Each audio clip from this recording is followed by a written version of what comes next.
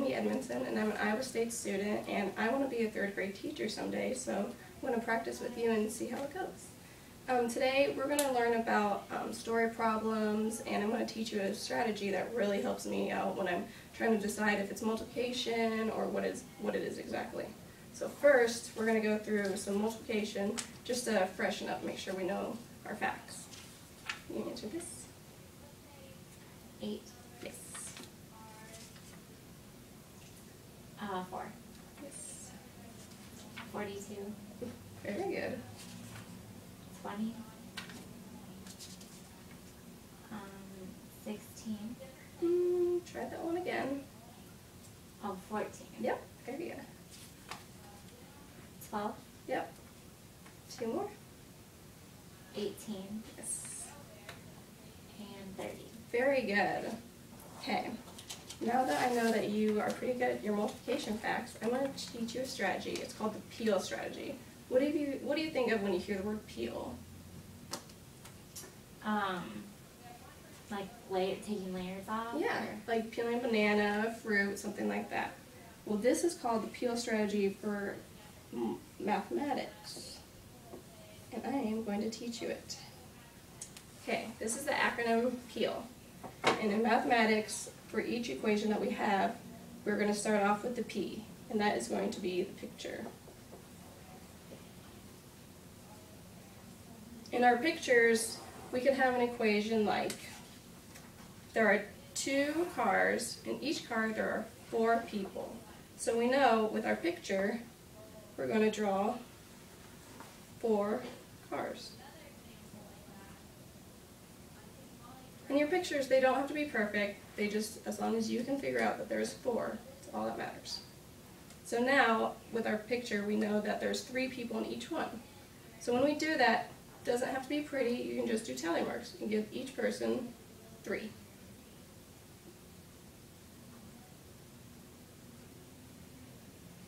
Okay, all of these having 3, do you know what this is?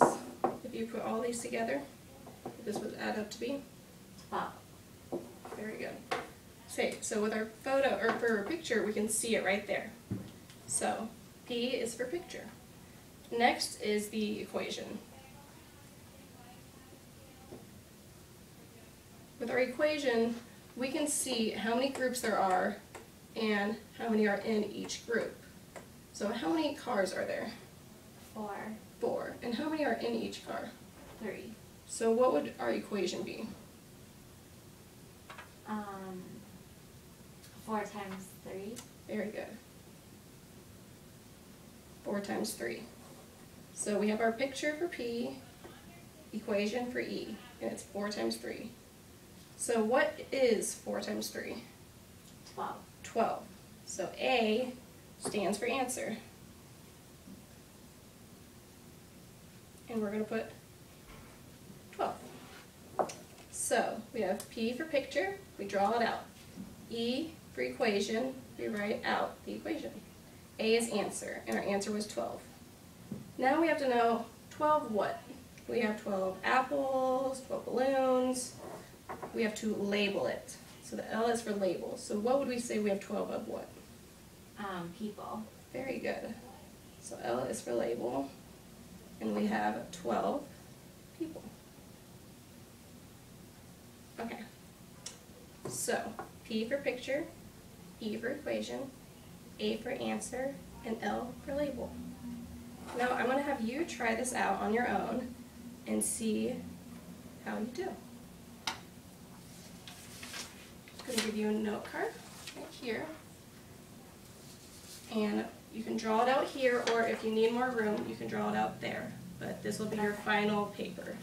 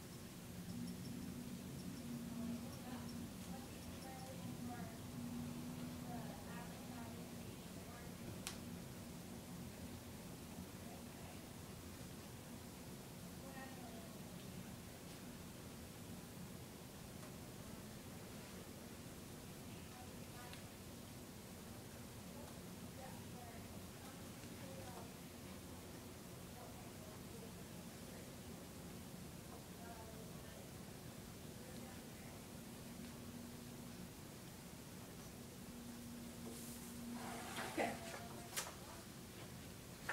Alright, let me see. Alright, so you started off with P. What does the P stand for again? Picture. Very good. And then we went to the E. What's the E stand for? Equation. Very good. And then the A. Answer. And the L. Label. Very good. You did all of these correctly. Notice that her photo doesn't have to be elaborate, doesn't have to be something big. It's just something simple and easy for you to see and understand. So when do you think it's a good idea to use little tricks like this? Use it with addition or multiplication? Or do you think you can use it with all types of different math equations? I think you could use it with all different types. Exactly. You can use it with addition, subtraction, multiplication. It's just a different way to help you figure out the answer. It helps you see it. You're good with pictures or with numbers. And it just helps you remember to label it as well with your answer. So thank you so much for helping me out today. You did very well.